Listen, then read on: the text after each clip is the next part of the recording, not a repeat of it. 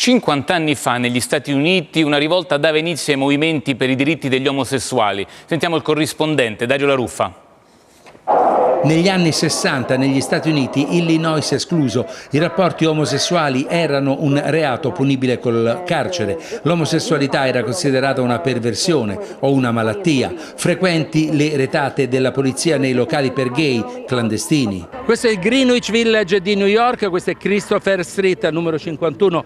C'è un bar, adesso la gente si fa le foto. 50 anni fa questo bar, gestito da un mafioso, ospitava la comunità omosessuale. All'ennesima retata della polizia, la comunità di Stonewall disse basta e si ribellò.